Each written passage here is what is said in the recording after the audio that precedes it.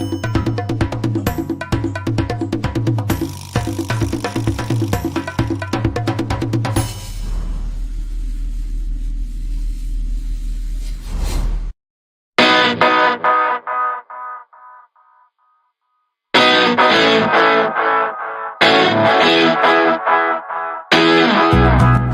29th, 1963. The town is Chicago. The two best football teams in the world meet in a deadline to glory. That was the first game I ever went to. My uncles couldn't have picked a better game for me to go to. No one has played middle linebacker better than Dick Butkus. In my opinion, the greatest defensive football player that ever lived. Gale Sayers once asked me who was better, me or Peyton. I said, if I need one game, I want you. If I need a season, I'll take Walter. He says, that sounds fair. Changed the whole culture of the Chicago Bears. Enjoyed working with the guy, enjoyed being friends with the guy, and he's a legend. You're 100% right, but you're a pain in the butt. I actually cried when they won the Super Bowl. I couldn't believe it. I just have one thing to say. We all have bragging rights over the whole goddamn country.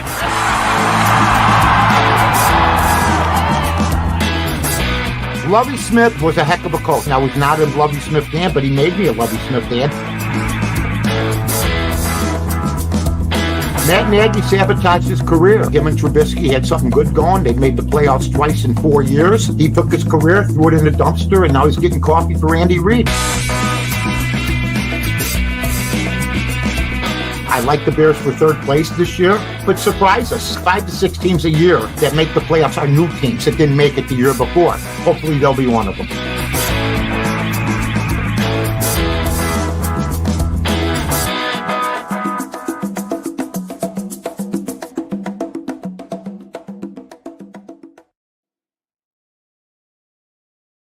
Welcome, everyone, to a fresh episode of the Mike North Advantage. My name is Aldo Gandia, and the gentleman next to me is the great, the one, the only Mike North. How are you, my friend? I'm doing great, Aldo. I mean, we got a couple more shows left. We followed through on everything we said we were going to do. I actually prepared for the shows this year to be ready and to be astute and to get everything going. We got a lot to talk about, a lot to sort out, a lot of issues, a lot of problems. We also are going to be doing all our segments. People love it. I want to thank podcast.com magazine. Peggy Kaczynski put it out. The Barroom 7th ranked in the whole city out of 100. I think it goes according to, who you listen to, who's doing the articles and stuff like that. So we appreciate it very much. And you know what? We're having a great time, but we have not had a good time with this season. One of the obvious things, Aldo, and that we know is that back in the day when they only played 14 games, this season would have been over already. Mm-hmm. So we wouldn't have to put up with the nonsense. And when they go to 18 games, it's only going to be worse. I mean, if you have a team that's at 2-12 and you got to sit through 4 more games, that's where the National Football League's got it wrong, folks. And that's where they shouldn't have added even 17 games. Okay? Because I'm going to tell you what's going to happen here. Have you seen the records of like more than half the teams in this league? They're absolutely brutal. Mm-hmm. And now you're going to play another game. And the safety's going to be out the window. I don't want to buy it. I don't care. We saw Kansas City play 3 games in 11 days this year. Mahomes almost got knocked out, which could have cost them and probably, the playoffs. I don't know if Kansas City's going to repeat again or not. But, we got bigger fish to fry here. In Chicago, the Bears lose again 6-3. It was just an absolute. I went to bed. What I did was after the first quarter, I turned on some other shows. Okay, I said I'm not going to waste my time. I'll come back. I come back, watch till halftime. I went to bed. I said they got a shot at this game, but I'm too tired to stay up. It's boring. Nothing's going on. 2 teams that basically, I mean, the score spoke for itself. And when I woke up and saw it was 6-3, I couldn't believe it. I just, in this day and age, 2024, I just couldn't believe it. I do want to say that it's been an aggravating season, a frustrating season for everybody. And now I'm hearing the candidates are asking the Bears who's in charge. This is such a joke. It's so pitiful. It's so sad what the McCaskies have done to this organization and what they've done to something that they were given. They were given. They didn't earn any of this. And they have just taken this, turned it into just a mess. Just a mess. Now, you call a candidate, and the candidate says, yeah, but who do I interview with? I'm hearing Kevin Warren. Now I'm hearing Poles is going to make the picks. Then I hear that the McCaskies are going to tell each individual what their goal is for the interviews. Are you kidding me? This is the top of the ladder. This is the National Football League. You're not interviewing coaches for the TCU job. It's just a pitiful situation given to folks who have bungled up hirings. I mean, Ryan Poles, listen to this. Ryan Poles has been the general manager for 3 years. Okay. And by the way, no more Kansas City guys. Okay. Poles was there for 13 seasons. No more Kansas City guys. Please. No more Kansas City guys. Why am I afraid Eric Bieniemy is going to be hired? Why? Why am I crapping in my drawers they'd hire that goof who was just hired by UCLA? But this whole thing has turned into who's on first? What's on second? Where's on third? You're called to be a candidate, and the first question that you're asking is, who do I have to please? You have to please more than one person. Usually, it's an organizational type thing, but you talk to one or two guys. Okay? And this thing is an absolute nightmare right now. And I'm hearing now that people are interested in Brian Flores. I want Pete Carroll only for one reason, because then he'll be able to fix what's wrong because he's been there, done that in all capacities. He's more successful as a coach than Jim Harbaugh. He is. He's won national championships in college and a Super Bowl. Okay? And he's congenial. He won't eat up the oxygen like Harbaugh would do. Now, I understand people that want others. I can go along with that. I just want a guy that's been there, has a ring, knows how to organize, has been up there with Seattle in the advisory capacity now, and they're playing pretty good football. And I just don't understand all the bandering names. Now, here's another name that's come up. Happy New Year, Trapakeepa. Happy New Year. That must be an Apache name from Trapakeepa Apache. You sound like Trapakeepa wants to talk to you. White devil. All right. That's funny. Okay. I mean, you got all the names in the world, and you come up with Trapakeepa. You're on your fourth gummy. Okay. All right. So now I'm hearing Brian Flores' name being bandied about. Okay. Uh-huh. He's a defensive coordinator. I have nothing against Brian Flores. In fact, he got a job with the Miami Dolphins. Here's the problem I have with Brian Flores. He's suing the National Football League because he says black coaches or brown coaches because he's Honduras. And, Aldo, you got a shot here as being a Latino. Yeah. DEI Latino. New show on CBS. But he's not a DEI hire. He was 24-25 with the Miami Dolphins, but the problem with him was he started out one season 0-7, then he goes 8-1.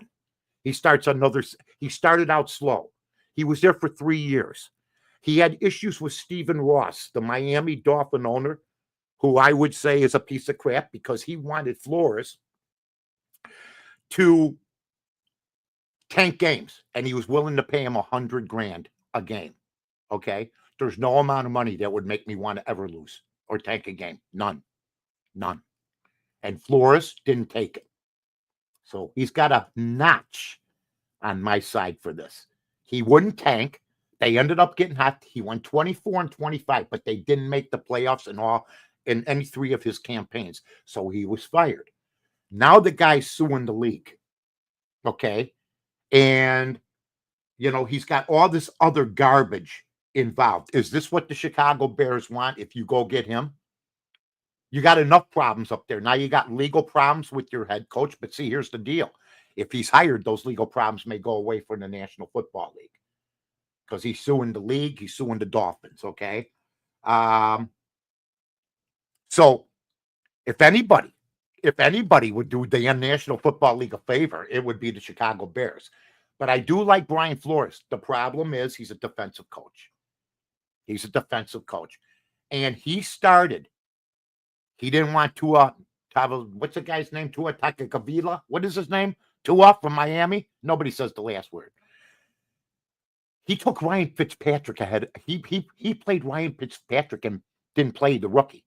That was a problem too. Now you see what Tua's doing now. He's okay. But he had offensive problems too, Flores. Is this what we want for Caleb Williams? Now let's get to Caleb Williams. First off, I want to apologize to Sam Darnold. Okay? I built parts of my career off you. All right? Unfortunately, when players do great or when players do bad, those are the spotlights. You've been the poster boy for me for a lot of years. You couldn't get out of your own way. But now I realize what you have done is one of the great, great reclamation stories in NFL history. It beats Plunkett when he went to the Super Bowl. Anything that Sam Darnold does now is gold to me because this is the classic underdog. He was kicked to the curb by everybody. And I wrote sort of a personal tweet today at North to North saying, I was wrong about you. It's the organizations you were with. There's a tweet out today, Baker Mayfield and Sam Darnold on the Carolina Panthers. Think about that. They're both going to the playoffs with better organizations. So I've re-examined.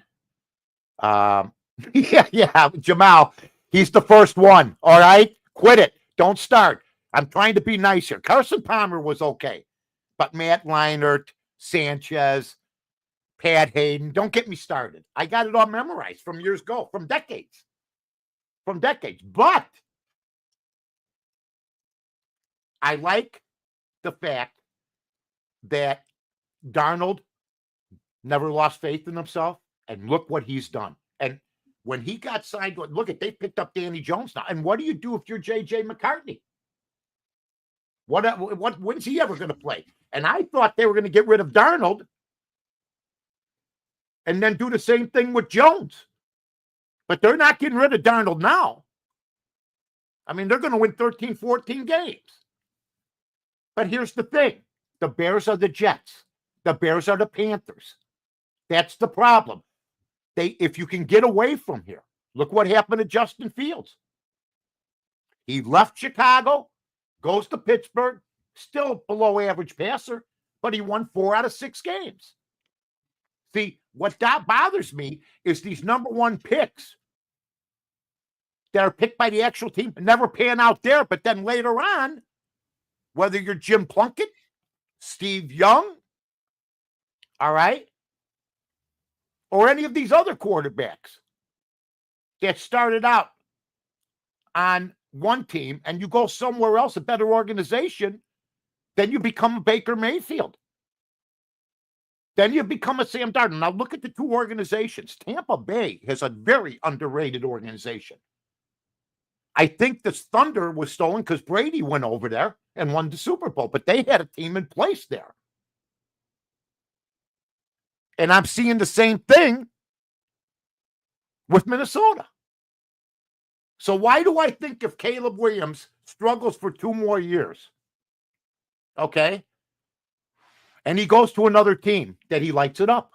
It's very possible. It's very possible. I mean, look at Aaron Rodgers. He may be 40, 41, but he was on a bad team yesterday. And boy, I love him getting his ass kicked. Oh, couldn't happen to a more insincere, me guy. I've been calling it for 10 years.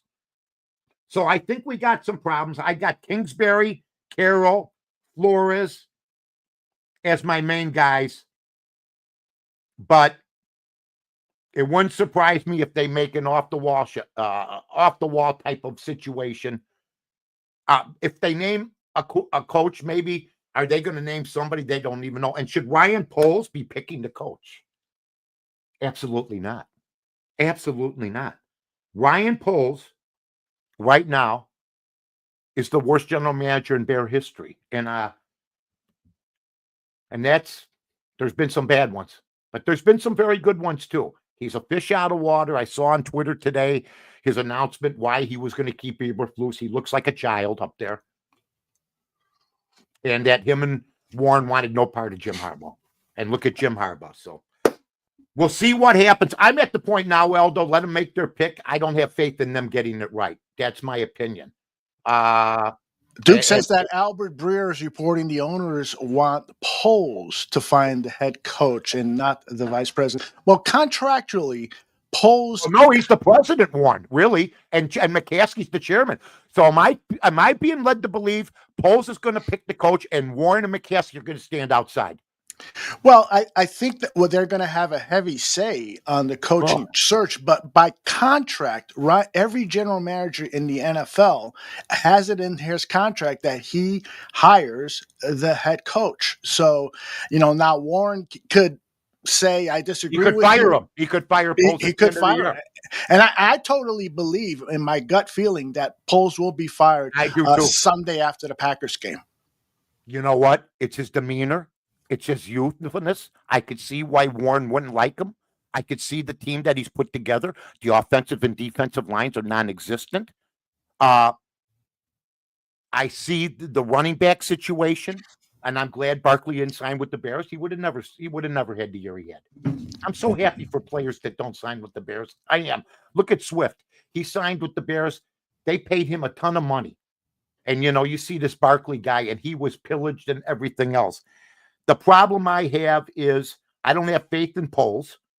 I know Warren means well. I do. I think Warren can't believe what is going on, and he wasn't here for some of this stuff, And I think McCaskey's are incompetent. So you got to check yourself at the door and see yourself, will you get another opportunity? If you're Ben Johnson, do you want to be Nagy? Because that's what Ben Johnson is, folks, really. I know Reed called the plays. I'll take that back. Ben Johnson is not Nagy. He calls the plays on Detroit, but he's in the same spot. Never been a head coach with a successful organization. A completely different coach than the coach he works for. Okay? So, I'm seeing where the Shane Steichen guy's in trouble at Indianapolis because players are coming in late. There's no discipline in a lot of these rooms because the coaching staff is young. The head coach is young. You saw that with Eberflus. I think the reason I would fire Poles over any of the reasons, if I was in charge, Aldo, is he stood there and let Eberflus take 15 minutes of bullshit from the players in the locker room and didn't come to his aid. That's well, I can't understand a guy not having his head coach's back and saying, okay, guys, it's been 5 minutes. Let's calm down. They let it go on for 15 minutes. They let the inmates run the asylum. And they let them yell at the guards. They let them yell at the warden. They let them yell at the newspaper writers, the police commissioner, and everybody else. And that's fine. But after a certain amount of time, it got out of whack, did it not? Mike, I got to challenge you on that. Yeah. Do you know exactly what was said by Jalen Johnson during those 15 minutes? Well, when you see in the paper, no, you don't. Hold on. You asked me a question. When you see excoriated, I know what that means. When I see excoriated, What does it mean? Hey, you're full of shit. You know what? You don't know how to fucking coach. What the fuck's the matter with you? We played all these fucking games. We played this whole game and you blew it. How can you blow it? That's excoriating. And and I do know they heard the voices from outside.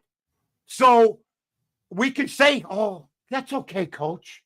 But that's not what I heard. And excoriating means that they're not going to put the words in there. They don't. The McCaskey supposedly don't even allow swearing in a football campus. We saw that with, but you know what, Aldo, you're right about that. I'm open-minded about that. But when I see bosses standing there And that's the report I got. I'm going, okay, enough is enough. They kicked him out. Since that time, Eric Washington, the defense is 32nd across the board since he took over. So, I apologize to Sam Darnold. Maybe some people should apologize to Eberflus. Maybe they should have kept him as a defensive coordinator. Well, he wouldn't have settled for that, right? No. Eberflus did a better job than the replacements. Mm-hmm. That's plain to see, guys. I mean, that's plain to see. Gruden will never come here. That will never happen unless they can forget about things like emails. There were some damaging emails. I don't want guys with baggage. I don't want Flores. He's suing the league. I don't want Gruden. He sent out damaging emails about minorities and everything. I don't want that. I don't want politics. I don't want DEI. I don't want woke. I don't want this guy over that guy because I know him and I went to school with his sister. I don't want that. I want whoever's hired to just concentrate on football. I mean, somebody said to me, God, the teams are bad. I go, but the women's flag football teams are going good, I hear. I mean, that's what we're hearing. That's what we're hearing. Hey, congratulations to the Bears flag football team. I mean, I've been a fan for 60 years. I can't believe the nonsense.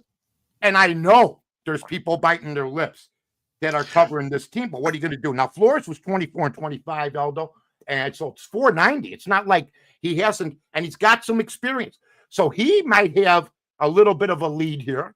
Mm-hmm. I think what's funny today, and Aldo knows this, 2 weeks ago, I brought up Pete Carroll before anybody on this show. And Carmen gave me the comp. He said, my God, you brought him up 3 weeks ago when nobody was talking about it. Well, all of a sudden, I bring him up. It's in the papers all weekend. Everybody's latching onto it. And guess what? There's nothing about it today. Nothing about Carroll today. Oh, Flores might get this job. They don't know who's hired. If you want, they blew it with Harbaugh. I'm just telling you, bring in a Super Bowl coach to give you credibility. There's none.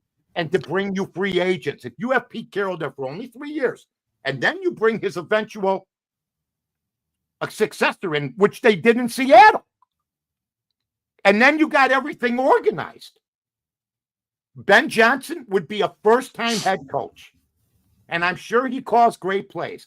But when Nagy came here, the same place that Mahomes ran did not work, regardless of who was quarterback. Pete's age does not bother me. I'm 72. Let's go, Jamal. How long do you think Pete Carroll could coach? 3 years. Or maybe I think he could go longer because what's great, and this probably includes me and Eldo. He's not Joe Biden. There's a tweet of I'm going to read it later. Okay. Of Biden in a bear shirt today with the headset on. Oh no! Oh yeah, go to North. I put it up there. I'll read it there I'll read it there in the second segment. Okay. But it says Bears interested in Biden, and he's got the headset on, my bear shirt, the whole thing. Yeah. I don't think. And George once said, "Mom is angry." Well, George, we're pissed off. Last, could a mother fire a second son in the same lifetime, and put somebody else in charge to steer the ship? Could you grab somebody? Is Warren going to get more power? There's too many chiefs. Too many chiefs. Chairman. President. Yes, sir. Let me ask you this question. I love when you ask me questions. Do you think it would be a good idea for the McCaskey family to change who the chairman is and bring in one of the brothers just so that there's a new face representing the organization? Brian McCaskey's the most unknowledgeable Chicago Bear member of the family. I knew Brian very well. If I saw Brian now, we'd hug. He was the, I guess, because me and him got along, maybe the black sheep of the family, but sharp. He's into, I think, sports medicine business now. I love Brian McCaskey. He should have been running the team 10, 15, 20 years ago. He knows more than George. He knows more than Michael. He never badmouthed his brothers to me, but I think that he was itching to be like Rocky Wirtz was, one of those guys. He was passed over because of age. Michael McCaskey knew nothing about the game. I told that to him personally. George McCaskey, when I have to read that he umpires, the chairman of the board, he has an umpiring game coming up in a fall league. I'm ready to lose my mind. Earn your money. You got it given to you. You're a member of the Lucky Sperm Club, but show people you're not one of those kids that's going to drag the family business into the ground. You already have, but it's never too late. In 3 years, if you win a Super Bowl, or in 3 years you make the playoffs because you made the right coach, and Caleb Williams is coming along, then people forget about all this. But this is just too long. It really is, to be going through this kind of nonsense and to be confused. I don't know about you. I've never heard this. I've never heard it from anybody else. About anybody else. Prospective agents want to know who they'll talk to with the Bears. I've never heard that from anybody else. And Flores has a problem too, because he lied about John Elway and the Denver Broncos not being interested in him after he was fired by Denver. In fact, Elway and four other members of Denver flew to him, spent 3.5 hours with him, and have the research papers, and he's still suing the league. So this is all nonsense, just like the other noise being made over there that's not pertaining to football, that is stopping this team from getting to where we got to get. And I'm just hoping that I think Eric Washington should never coach in the league again, to be honest. And Thomas Brown, I don't know what's going to happen with him. Mm-hmm. It's sort of funny. I know he's an interim head coach, but Flores is saying that, Thomas Brown, Tom Moore's a coach that's been coaching for 46 years. He's had one interview. Thomas Brown already became a head coach, and he came up from the passing coordinator. So this whole thing's been messed up from what kind of grade, Aldo, would you give the season? Forget about just the record. Just the this is one of the worst Bear seasons in history. Oh my God! The 1-13 season was the worst season I experienced. I was like 10 years old when that happened, and this might be second in my opinion. Yeah, I'm going to tell you this: I was 17 when the Bears went 1-13, but there's one difference. Poles, and Caleb Williams isn't a star yet, but he's maybe on the cusp. Poles doesn't have any stars. The Bears had. In those days, if Aldo and I went to the football game, we'd see Butkus, we'd see Buffon, we'd see Sayers, we'd see Piccolo, we'd see stars. Yeah, we'd see we don't have any stars yet. Yeah, we don't have any stars, and so we'll see what happens. But I'm not really optimistic about the next decade. I'm not, because of the three teams in front of us. And by the way, I agree with you. Yeah, we're the Detroit Lions of the 80s. We're going to be, because Green Bay, Minnesota, and Detroit are all there. Okay? Where's my brown paper at? My brown paper covering. There you go. Yeah, we should all be. I should sell those. or you make one yourself, like Joey Lombardo did during the Grey Wars. That's right. There you go. Remember that? And it says Bears lose again. Season ticket holders should be wearing those. Wait. He's the head of the crime syndicate. I'm John Bulldog Drummond. He's in charge of everybody. He doesn't take any BS from anybody, but he's got a clownish attitude. The first thing you see.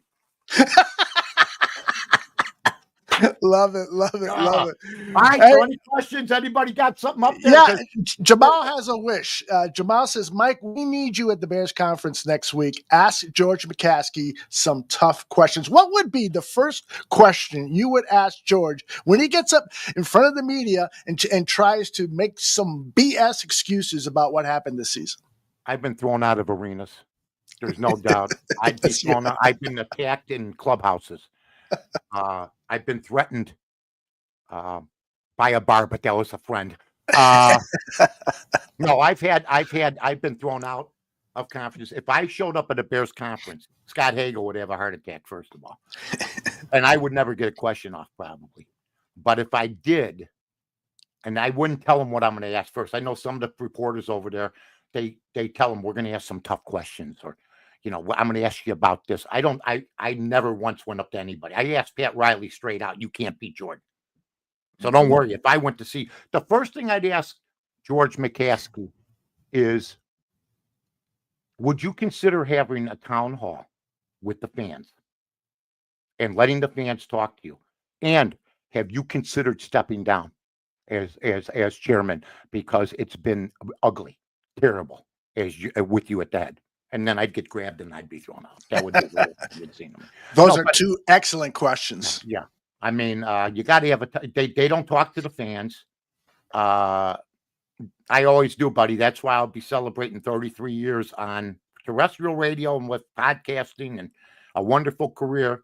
Thank you, Abwachi. What tribe is that?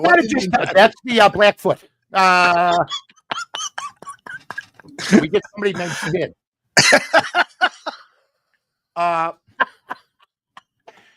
Aldo and I told Aldo, and this is the truth. Aldo's one of my best buddies. He doesn't even know that. Aldo and I are outcasts, really, when it comes to mainstream media type people. And I knew Aldo was the right guy when I first met him. But what we did this year, I think we did the 6th show or something, maybe longer. And I said, Aldo, we're going to start having fun. Screw this team. And that's all we've been doing is laughing. Sure, we get our points in, but I'm done being serious about an unserious franchise. And then Kevin Warren, they want to know why he's involved, because he was sent here to do a stadium. Mm-hmm. We're never getting that stadium, folks. It's an embarrassment. They should be breaking ground in Arlington Heights right now. They should be giving incentives, tax incentives, to the people of Arlington Heights, Buffalo Grove, Palatine, any of these so-called suburbs that want to jump in. Seriously, Arlington Heights would be the one affected because that's where it's at. And it's sort of funny. They had a race course there, okay, for decades. They had the Arlington Million. They raced all summer. They had traffic all over the place. Yep. But all of a sudden, concerts. Have you seen Wrigley Field? Do you see what it's done for that area? It's the most prosperous area in all of Chicago, folks. There's nothing wrong with having a SoFi type of stadium because there's more land on SoFi. There's more land off of 53. I drove there the other day. I was on my way to a place called J&L Pizza with my buddies in Palatine. So I took 53 and I pulled over slowly. Mm-hmm. They have the bridge there. You can see. In fact, I should have taken. I have a flip phone. If my wife was with me, we would have taken. You can see all the way down. There's more land there than in SoFi. It could be a show place, concerts, Final Fours. And what are we doing? We got some guy from out of town who was given the presidency of this team. The presidency. Like Ted Phillips, he's Ted Phillips too. He's Ted too. Forget about the movie. Forget about the movie Ted and Ted 2. This is Ted 2. Okay.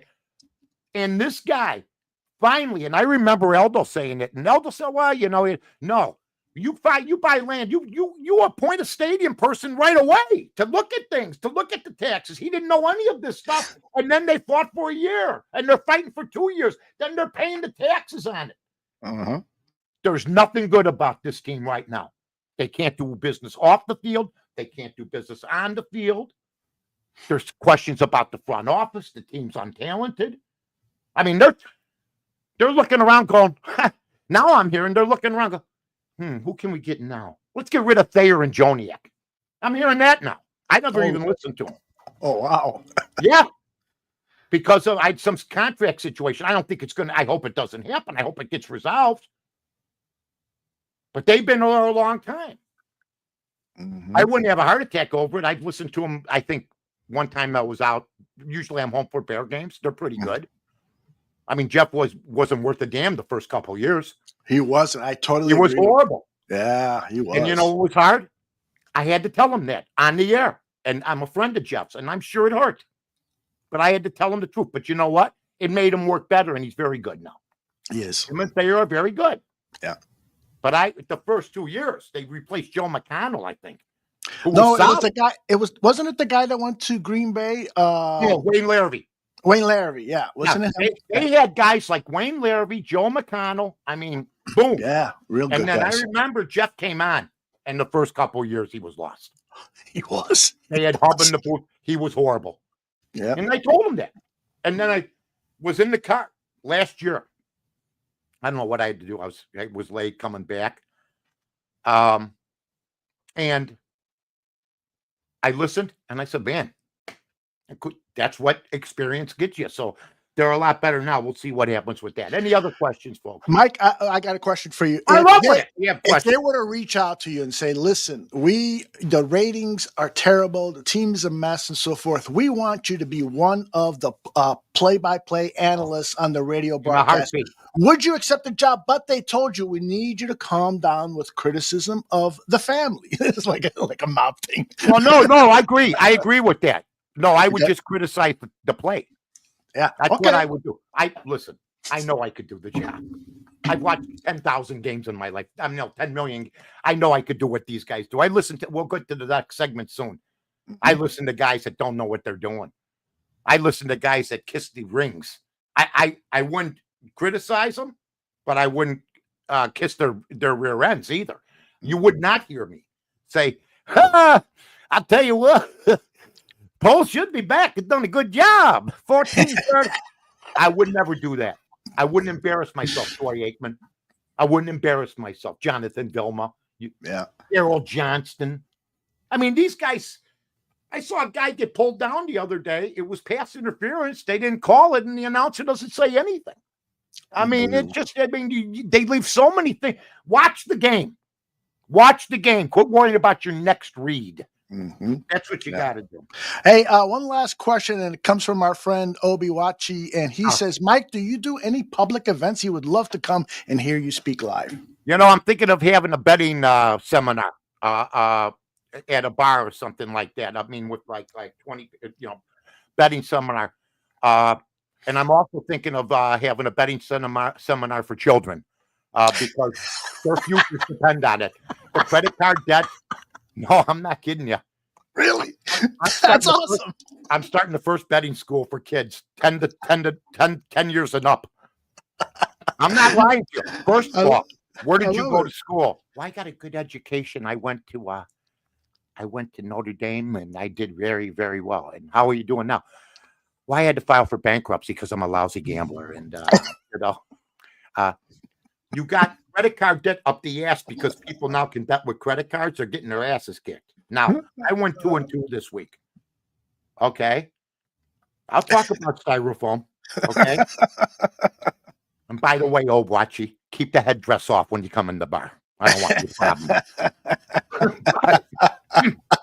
I've thought about having a betting seminar, which I've done already once with Carmen out at Bourbon Street, but that was an ESPN event. I think that gambling school or gambling type of shows that are good are important because there are, believe me, take it from a guy who lost his ass early. Kids don't know what they're doing. They don't. They think they do. And then you got experts getting their ass kicked this year, too. Well, one of the first things I learned from you, Mike, about gambling is about managing your payroll. Yes. And that is... You were 2-0, by the way, last week, handsome. Yeah. In the under. Awesome. We are 19 and 9 this year or something. Love it. Love it. All right. Well, let's move on to our next segment, which we call... Say what? Well, Licorice, God bless you, Licorice. The first thing I'm going to do is read some tweets today. I don't know if Nick Wright is getting along with the producers at Fox Sports 1, but Chris Broussard undressed him the other day. Really? Because Nick Wright said the Bears were going to the Super Bowl this year. And Nick Wright the week before was beaten up on Brock Purdy. So Broussard came on Fox Sports 1, they have a show, and said, you said they were going to win the Super Bowl. You said Caleb Williams was going to be surrounded by the best cast ever, and he was. You said Brock Purdy you weren't sure about. Brock Purdy, by the way, he says, passed for more yards than both Geno Smith and Caleb Williams put together and threw 2 more touchdown passes. Just barbecued him. But then they come out with, just barbecued Nick Wright because, first of all, Nick Wright had the Bears going to the Super Bowl. Wow. And there's no ramifications for being so stupid. Okay? And then he says, they put out another tweet, the college kids, Nick Wright saying the Eagles shouldn't have picked up Saquon. He's done. He's done. Oh, my God. Believe me, I've been on the air 33 years. I've never made two dumber blunders than that. None. I said Cade McNown would be great. Okay. I said Curtis Enos would be a good runner. Would be a great runner. Okay. But I didn't say the Bears were going to make the Super Bowl. In fact, on this show, I picked them for third. You know why I picked for fourth? Minnesota. Wow, that's a surprise team. How many people picked Minnesota this year? Well, who was going to be? Because a lot of people had the Bears, Aldo, at 9, 10, 11 wins this year, too. Mm-hmm. So who was going to be behind them? It wasn't going to be Detroit. It was either going to be Green Bay or Minnesota. I mean, the coach of the year has got to be the Minnesota guy, don't you think? I totally agree. Totally agree. It's got to be. Sandy Koufax's birthday today, 89 years old. Oh, cool. And on Twitter, they're showing the Gone with the Wind of baseball programs. It's the Mr. Ed chapter of when Sandy Koufax pitched to Mr. Ed, and Mr. Ed ran the bases, and John Roseborough climbed up on the screen. Here's how I said it. Mr. Ed, a home run versus legendary Los Angeles pitcher Sandy Koufax. DeRocher's in the clip. Moose Scourin's in the clip. Tommy Davis is in the clip, who was a batting champion. Mr. Ed hits the ball with his mouth. I don't know if you could see it. Wait a minute. Yeah, can you see it? Hold on a second. Yeah, I see it. I see it. Yeah, look at there's Moose. Wait a minute. Here comes Leo. There's Roseboro. Yeah. Slide. Oh my gosh. Great Alan Young. That's awesome. That's the smartest horse I ever saw. Must see TV, 1965. Are you kidding me? Sandy Koufax gets lit up by Mr. Ed. That slide too was awesome. Oh, the slide was. How long do you think it took to do that? The whole thing. I don't know. I mean, did he really want to run the bases? Jeff Lynn, 77 years old today from ELO. Genius. Wow. Genius. If you love ELO, if you love the Traveling Wilburys, he's right there.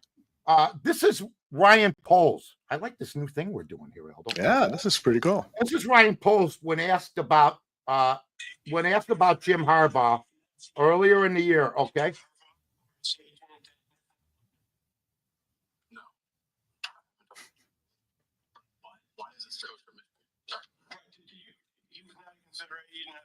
See him as no, like I said, we're going with Matt, and I didn't go talk to anybody. What a week performance that was, Aldo. So for those who couldn't hear, that's when he was asked about, did you contact Jim Harbaugh? Oh, you can't hear it real good? It was a little low, yeah. Okay, this one, okay. And this is the one I like today. The Carolina Panthers with Sam Darnold and Baker Mayfield. What the hell? That's as bad as something the Bears would do. Also, Prelander Barrero has all the tools to be 2025's Justin Martinez. He's a White Sox guy. I wrote down another prospect that's going to be great. We've been here before. We were 41 and 121. So please, no more prospects. We don't want to see any more White Sox prospects. In fact, the prospects are all playing in the major leagues. Okay? We don't want to see it. Also, Aldo, were you disappointed? I thought that the NCAA playoffs were fun. I know they were blowouts, but half of the games that were in when they played four were blowouts. Mm-hmm. So I think the next games are going to be better. I just think there's only 6, 7, 8 really super teams in football right now, don't you? Yeah, I agree. And Jay Grizz had a question for you. He asked, are you taking Notre Dame over University of Georgia, which is on New Year's Eve? What kind of question is that, my friend? It's a damn good question. Why don't you answer the man? Well, I don't need to answer the man, my friend. Okay? The University of Notre Dame is the finest tradition ever. Not as good as the SEC. Oh, I don't know about that, my friend. Hey, well, I'm taking Notre Dame. I'm going to take a plus the one, minus the 1.5 or whatever it is. I think they can run the football. Their quarterback's coming back. They're not going into the portal. They have a good defense. So I like them minus the 1.5 versus Georgia. I really do. Also, let's see what else I got here. I think that may be it for my Cam Ward. I don't know if anybody saw this. Plays quarterback for Miami. Plays in the bowl game. Now, if you don't want to play in the bowl game because college football is broken, they paid millions of dollars. These guys are in the minors now. It's a professional league now, and it was before, but now it's uneven. I mean, some guys are getting $5 million, and then a lineman gets a gift certificate to a spa. You know what I mean? Chipotle. Yeah, Chipotle. Shador Sanders gets a Rolls Royce and $10 million, and his guard gets a $50 gift certificate to Papa John's. Okay, as they're protecting him. And so I just think. What did Greg say? I didn't see that. Greg said that Jim Harbaugh is too much of a drama queen, and having him as part of the Chicago Bears would be more disruptive than positive. I would say this to coach, and he knows this. It's upheaval there right now, so I don't know how much more drama there could be. Yeah, I'm sorry, and they're in the playoffs. He took LA; they couldn't get out of their own way. Mm-hmm. I called for him last year. And it didn't happen. And so now, if coach is trying, I'll disagree with coach. I think Jim Harbaugh would have had a better. I think he would have managed the clock better. I think he would have done a lot of things better. And by the way, Eberflus took the blame for the clock management in the other games. His offensive coordinator was up there. Nobody was yelling timeout, and now we see Thomas Brown mismanage the clock again. Mm-hmm. So I don't understand these coaches that can't manage clocks. I could manage a clock when I was 12 years old in a football game. Timeout. Caleb doesn't do it. I mean, with the quarterback, somebody's got to call timeout. It happened again yesterday in another game where the quarterback didn't call timeout. The Atlanta game. Mm-hmm. Raheem Morse, 30 seconds. They got a timeout. They're on the other foot. They're on the opposition's 40. They don't call timeout. They try one play and the clock runs out. I saw that, yeah. I mean, these coaches don't even know how to run a clock. I mean, that's terrible. Thomas Brown and Eberflus did not know how to run a clock. Raheem Morse does not know how to run a clock. Mm-hmm. So it's just absolutely terrible. I mean, the coaching. Okay. I guess when there were 16 teams, it was better because, now there's 32.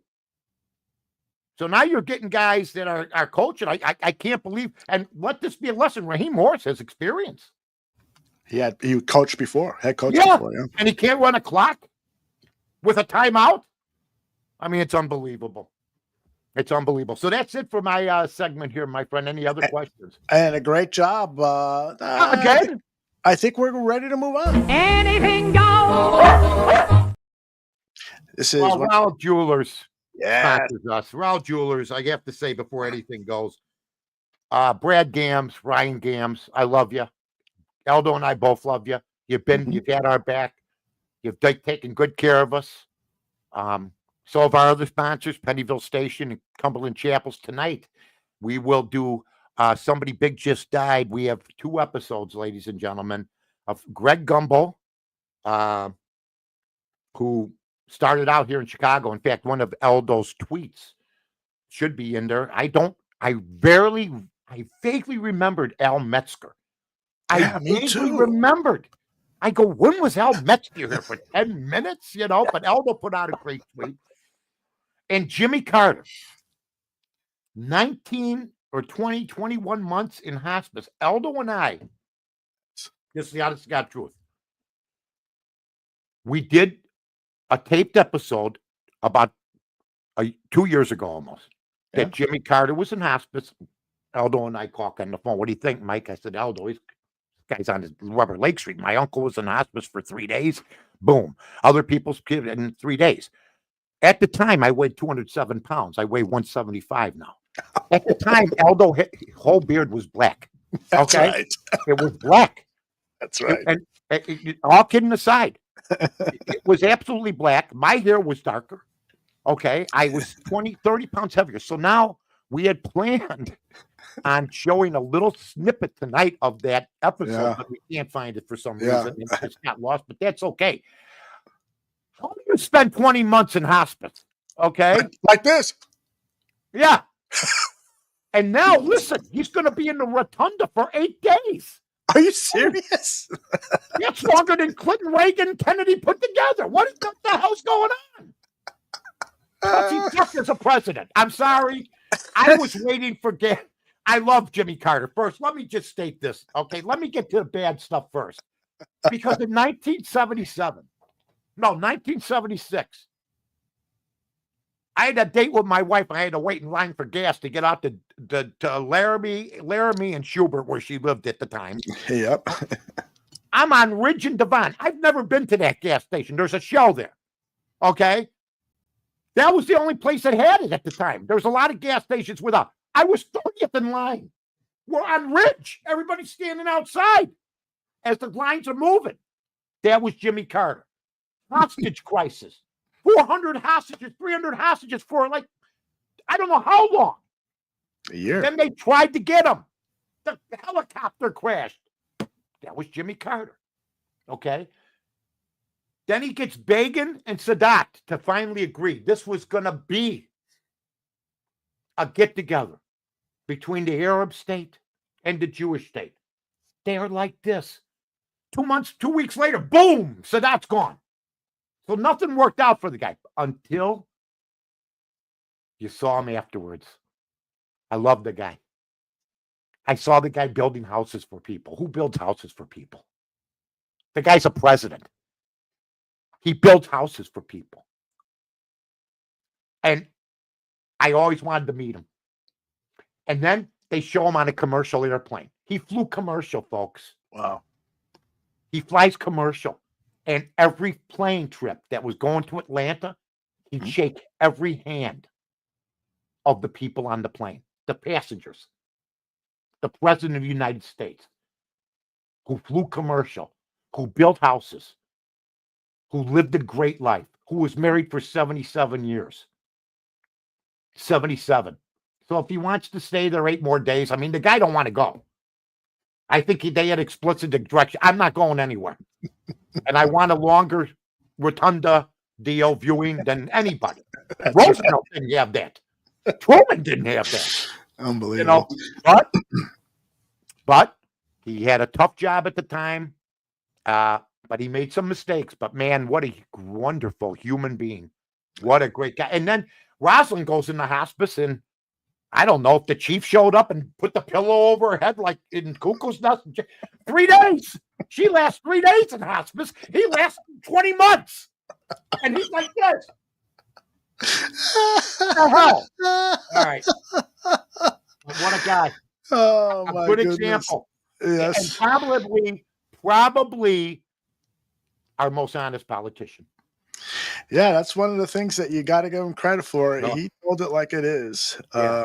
But yeah, I'm going to continue to look for that show that Mike and I did about 20 months ago. We had just started the show. We just Somebody started. big just started. Aldo goes, how long you think this will work? I go, a couple weeks maybe. You know? That's right. Over We've here. been here like almost 3 years or something. I don't know Yeah. what we're doing over here. That's pretty cool. Yeah. And so we said, we'll do a pre-taping of Carter. And so as soon as he passes, we got the show in the can, as they say in Hollywood. And we waited. We waited. This guy wouldn't go. We've done 25 deaths of other people, from Butkus to Bobby Knight. Everybody that was younger is dead. And this guy's looking at his watch in hospice. You know? I don't want to be on display. You want to? I don't want to be on display. I don't want to. No, hell no. What the hell for? Yeah. Let me get to the scoreboard. All right. NFL scoreboard, ESPN.com. I got to tell you, Mike, I did not see a single game other than the close of that game last night. I had family over, so I'm going to be listening intently to your recap of all the NFL games from yesterday and beyond. So good stuff. You know what you could do for me then? Because I'm having a little computer trouble right now. You Sure. can get the scores up. Just name the game and Okay. the two teams. Just put them up there, and I'll just do them all. I can I do got it that. all memorized anyway, so it doesn't matter. I actually prepare for the show. I took a nap even beforehand. You took a nap, Mike? I take naps. I get up at 3 a.m. because I want to make sure that things are right. Yeah. I get up Okay. at 3. I go to bed at 10 in the morning, and I get up at noon. I'm all over the place. I'm like the best. All right. So you want to go back to Christmas Day? The 2 games on Christmas Day? Yeah. All right. So All right. It started with the Chiefs at Pittsburgh. Chiefs 29, Steelers 10. The Kansas City Chiefs, I got the over 11.5 this year. I told Carmen DeFalco that they would not lose less than 3 or 4 games. They're on a mission. Patrick Mahomes, nobody's ever won 3 Super Bowls in a row. I think they're viable. I heard Terry Bradshaw say they won't win it. I wouldn't say that.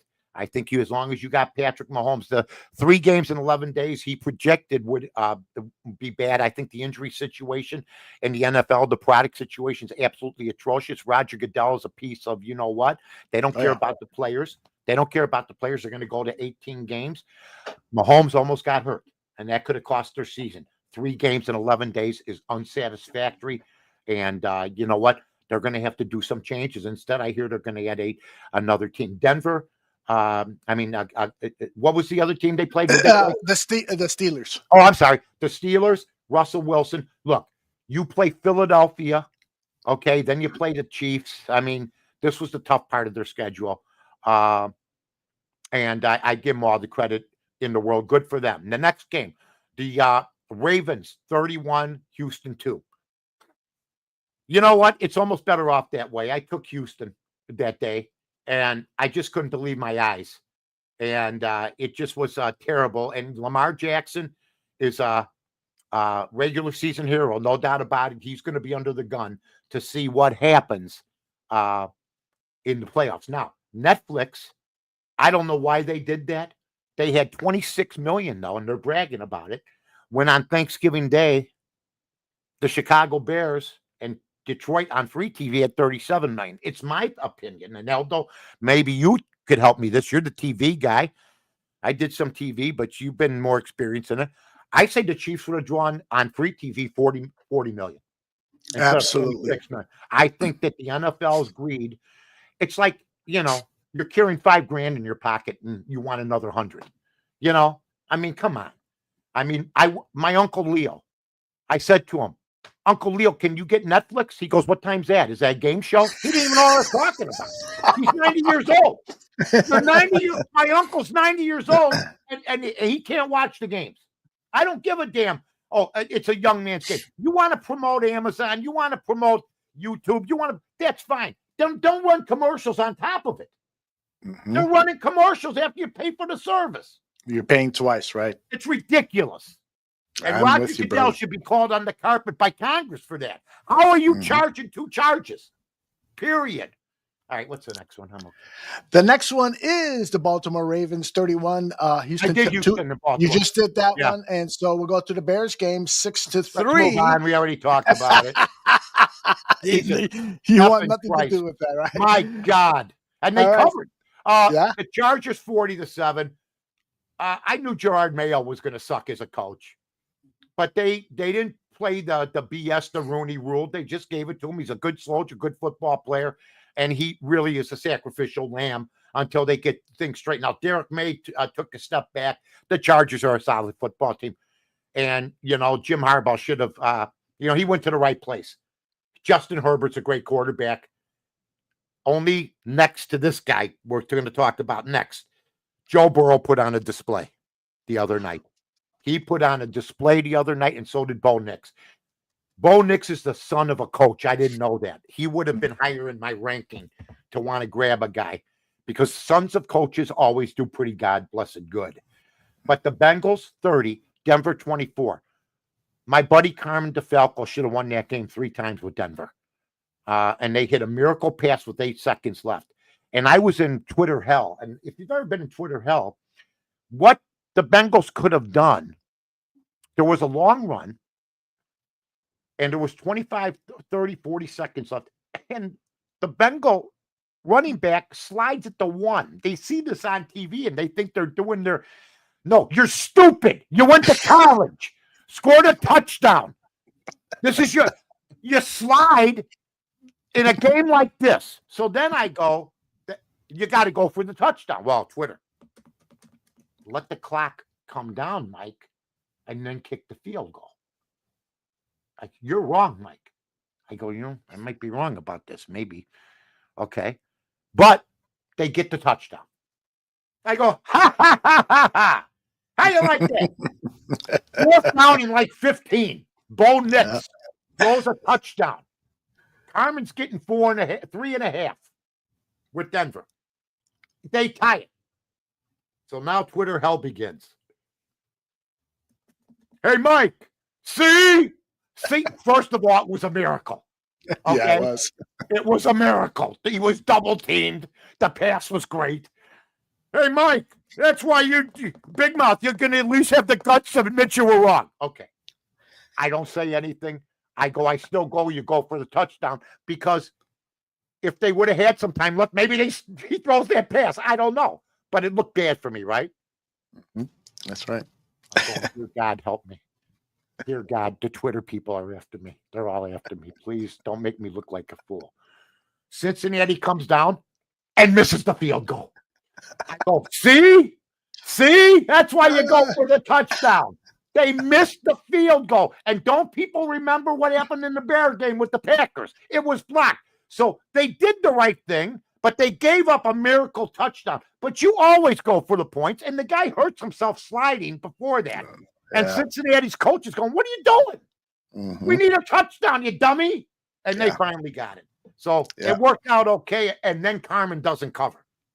Oh, just brutal. That's so sad. So sad. The saddest game. I'm gonna have to talk him off the ledge. Rams 13, Arizona 9. Sean McVay's a great coach. He just figures out a way to win. I don't know. Arizona's always going to be Arizona.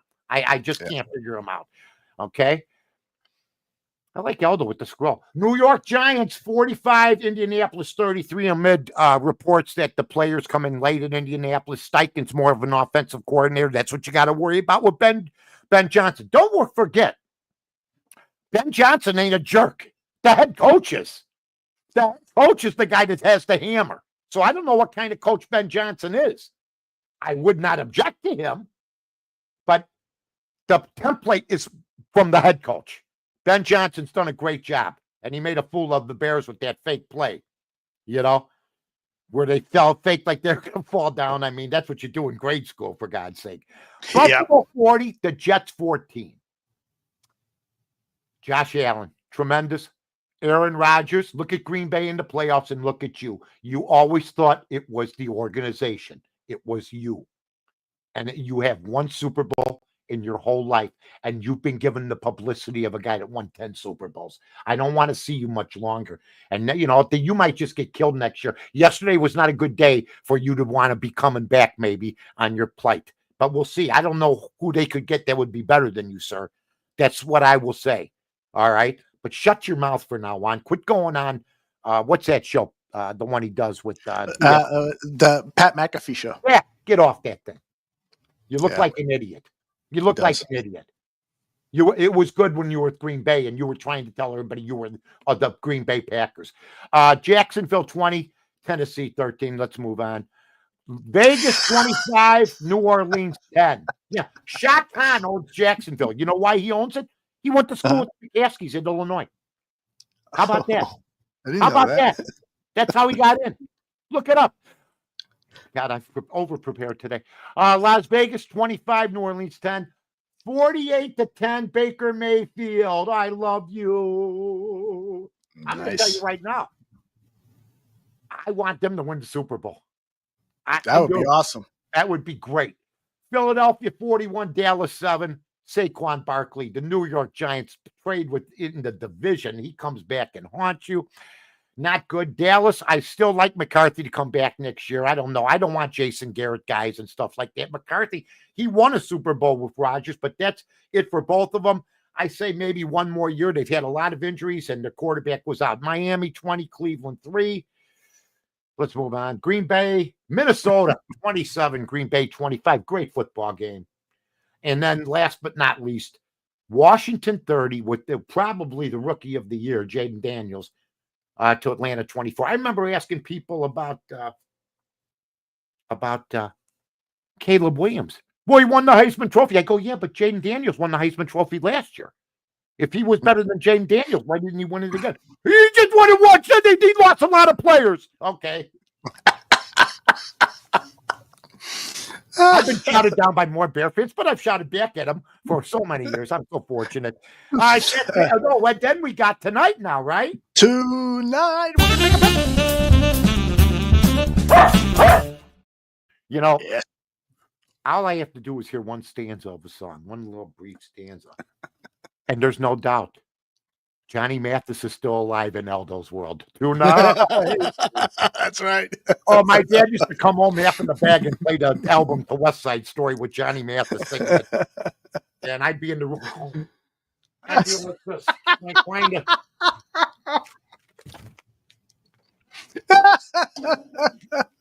Good stuff. Big game tonight. The clown was legendary. All right. Lions Detroit and minus Niners. 3.5 for 4. I'm taking the 49ers. We went 2-0 last week. We had a fantastic. We're 19-9 or 10. Lions versus 49ers. I was 2-0 last week. We had the under. We had the game. Detroit and the 49ers. 49ers and the over tonight. 49ers okay. 3.5 and the over 50.5. I don't know how these teams are going to play. But you know, I just got a feeling this good. When you have 50 points scored, I mean, Detroit's got a lot of guys out. Their defense is hurting. I mean, this is why you play these so many games. You got 19, 20 guys hurt. It's ridiculous. It really is. That's what I got. Mike, the one I'm going to challenge you here. The No, Lions, don't quit that. I hate when you do that. the Lions are playing for home field advantage throughout the playoffs, and the Niners have already been kicked out of the playoffs. Yeah. You still want to hold by that Niners minus 3.5? Well, yeah, and by the way, I do know this. I think the Niners have pride. I think they still want to win. They got Brock Purdy, who's still doubted. I mean, they had so many injuries. McCaffrey, I think, is on the tail end of his career, to be honest with you. When you start seeing running backs with leg problems back to back, you're not long. I love McCaffrey, but he's had injuries. Deebo Samuel's playing. I think they got enough to get it done tonight. Thank you, Seymour. Me and my wife said that once to me, too. You're my hero. I think it was, yeah. My dad told me that when I passed my GED. Yeah. That's right. I want to be at the Bear press conference with all the college graduates, and I want to hold up my GED diploma, which I got. I got to post it. GED. It's awesome. I love it. I love it. You, Aldo. What again? We had some fun today. Yes, of course. We always do on this show. We always go over the time because we got so much to gab about. Oh my gosh, we could do a 2-hour show easily, but not next week will be our regular season finale, and we'll announce whether we're going to extend to the playoffs or not. This is the Mike North Advantage. It's brought to you by Rahl Jewelers. Mike North, you're the absolute best. Well, so let me say this about Rahl Jewelers. Yes. Right there on Barrington Road, Hoffman Estates, where you can see the sparkles. Literally, it's like, do you ever see Close Encounters of the Third Kind? Do you ever see that movie? Great movie. When it lands, the landscape, that's how it is on Barrington Road. If you're driving, it's on a dark night. You feel, you got to put the visor down because there's so many diamonds in there and stuff like that. Brad Gams, Ryan Gams, the girls there, the gemologists, they can make things. They made a custom-made thing for BB that says love. I got her a bracelet there. A necklace, excuse me. And I also got her a bracelet. They're just terrific people. They'll beat any deal you can get from the jewelry exchange or what's that? Rogers in Holland forever. And Mike, one of the things when you and I were there was a customer that came in who had some jewelry that needed cleaning, and they didn't even buy the piece there, and they went ahead and cleaned it for them anyway. That's how great these people are. That's right. Really that's how great they are, and we appreciate the sponsorship very much, and we will hopefully be back for the playoffs. All right. We'll talk to you next week, Mike. See you, everybody. We love you. Goodbye.